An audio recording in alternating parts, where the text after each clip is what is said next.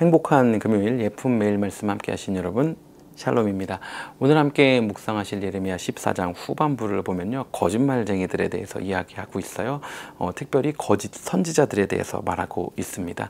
이들이 하는 예언은요, 어제 말씀에 좀 이어지는 대세와 같은 거예요. 너 잘하고 있어, 잘 될 거야, 복 받을 거야, 성공할 거야 라고 얘기해 주고 있는 거죠. 이스라엘 백성 너희들 멸망 없어, 하나님이 너희들 사랑하셔, 챙길 거야, 회복시킬 거야, 잘 살게 될 거야, 부흥하게 되고 번영하게 될 거야, 이것만 얘기하고 있는 거예요. 그런데 성경은, 하나님은 그들은 거짓말쟁이라고 말하고 있습니다. 하나님은 그런 메시지를 그들에게 준 적이 없다라고 말하고 있어요.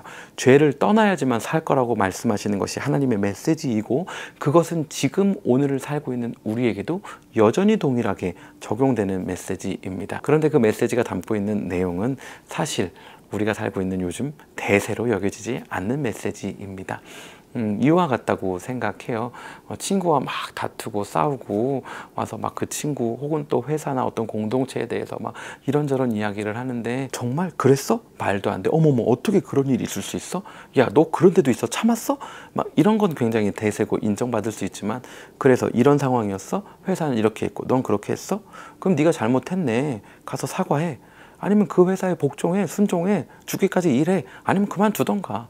이런 식으로 반응한다면 아마 친구 없이 혼자 살아가게 될 가능성이 크겠죠? 목회자들의 경우도 마찬가지예요. 주일날 예배를 드려야 되는데, 목사님 제가 좀 몸이 안 좋아서 오늘은 좀 집에 있어야 될 것 같습니다. 그러면 보통 목회자들이 요즘 반응하기 쉬운 건, 어머, 어떻게 몸이 안 좋으셔서 어떡해요, 좀 잘 회복돼야 될 텐데 온라인 예배라도 꼭 드리세요 라고 이야기하기 쉽겠죠. 아니, 무슨 말씀이시냐고, 몸이 아픈 거랑 예배 드리는 거랑 무슨 상관이냐고, 성전에 와서 예배 드리시다가 쓰러지셔야 되는 거 아니냐고, 아니면 예배할 때 회복될 거니까 오시라고, 이렇게 얘기하는 목회자들은 아마 흔치 않을 거예요. 청년들의 경우도 마찬가지겠죠. 목사님 제가 요거 이렇게까지 섬기기로 약속했는데 사실 제가 연애를 시작해서요, 제가 요건 좀 다음번에 섬기겠습니다, 죄송해요 라고 이야기한다면, 아이고 네가 좀 그렇게 됐구나. 그러면 좀, 물론 연애도 중요하지, 특히 청년의 때에는 또 결혼도 하고 교제도 하고 해야 되니까, 그러면 대신 주일 예배에 빠지지 말고 또 함께 섬길 수 있는 기회가 되면 함께 섬기렴, 이렇게 이야기하지, 무슨 이야기냐고, 네가 하나님과 약속한 게 있는데 연애 때문에 하나님과 약속을 저버릴 거냐고, 너 누구 만나는데 너의 과거를 다 내가 폭로해? 그러기 전에 빨리 와서 같이 예배 드리고 같이 섬기고 해라. 같이 못 만나는 사람이면 만날 필요도 없어, 헤어져. 이렇게 말하는 목회자는 아마 흔치 않을 겁니다. 저는 사실 신앙이 이 진자 추 운동과 같다고 생각을 합니다. 그래서 이쪽 끝으로 가면 반대쪽으로 당기는 힘에 의해서 반대로 움직이고, 또 이쪽 끝으로 가면 반대쪽으로 당기는 힘에 의해서 반대쪽으로 간다고 생각을 해요. 사실 저는 앞서 말씀드렸던 위로와 격려와 또 포용해 주시는 그 하나님을 경험하며 그 하나님을 전하는 어떤 그런 세대의 목회자 중에 한 명입니다. 왜냐면요, 제가 신앙생활 어렸을 때 했던 시기에는요, 이 반대쪽으로 너무 가 있었어요. 무서운 하나님, 공포의 하나님, 처벌의 하나님, 통제하시고 관리하시는 하나님의 이미지가 너무나도 강했습니다.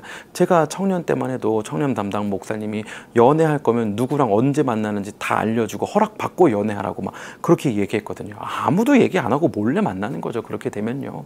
그러다 보니까요, 하나님이 위로해 주시고 우리의 마음을 이해하시고 아시고 격려해 주시는 이 하나님 쪽으로 움직이는 신앙의 모습이었고, 저는 여기에서 목회관을, 여기에서 신앙관을 정립하게 되었고 하나님을 더 이해하게 되었습니다. 그런데요, 요즘 신앙의 모습을 보면요, 반대쪽 끝으로 너무 가 있다라는 생각이 들어요. 하나님이 다 용납해 주시고 이해해 주시고 나를 서포트하고 지지해 주시기 때문에 내가 죄 가운데 있어도 그 죄도 내가 지지하고 서포트할게, 다 난 네 편이야, 널 위해서 내가 존재하는 거야 라는 도구와 수단이 되어버린 하나님이 있는 거예요. 이러한 가운데 오늘 이스라엘 백성들처럼 이러한 거짓 메시지 가운데 있는 우리가 있다면 반대 하나님의 진리의 말씀으로 땡겨와야 할 때라고 생각합니다. 죄와 함께 하실 수 없는, 죄를 떠나야지만 용납하시고 위로하시는 그 하나님을 이해하고 인정해야 하는 거죠. 적어도 예레미야를 묵상하는 이 기간 동안은요, 우리 삶 가운데 하나님을 떠나 살면서도 하나님이 나를 지지하고 계실 거라는 그 거짓된 메시지에 빠져있는 부분이 있지는 않나 한번 돌아보는 시간이 되면 좋겠습니다. 여러분, 사랑은요, 해야 할 것과 하지 말아야 할 것을 명확하게 구별합니다. 하나님이 우리를 사랑하시고 우리가 하나님을 사랑하신다면 이 기준이 반드시 있게 되는 것입니다. 제가 아내를 사랑하고 결혼 생활을 이어가고 있으면서 다른 자매를 데리고 와서 나 이 자매와 결혼하고 싶다고 말할 수 있을까요? 말도 안 되는 경우죠. 마찬가지로 돈을 너무나도 사랑하는 사람이 옆집 누군가 대학교 가야 되는데 등록금이 없다고 힘들어하는 걸 보면서 내가 등록금 대줄게, 4년 동안 계속 내줄게, 이런 말 할 수 있을까요? 아닌 거죠. 내가 무엇을 사랑하느냐가 내가 어떤 말과 어떤 행동을 할지에 대한 기준을 정해주는 것입니다. 여러분, 내가 하고 싶은 거 다 하면서 내 인생의 즐거움만 다 쫓아가면서 나 하나님 사랑하고 있다고 말할 수 없는 거고요. 세상에 줄 수 있는 것들 다 모든 베네핏 누리면서 하나님이 주시는 평안함을 누릴 수는 없는 것입니다. 오늘 하루 사는 동안요, 어제와 마찬가지로 내 삶이 하나님의 말씀을 기준으로 하고 있는지 한번 돌아보고요. 그렇지 않으면서 나의 생각과 경험, 감정, 다른 사람들, 주위의 사람들, 세상이 말하는 방법 가운데 이 거짓 메시지를 따라가고 있지는 않은지 생각해보고 돌이키는 하루 살면 너무나도 좋겠습니다. 그렇게 살 우리를 응원하며 오늘도 샬롬입니다.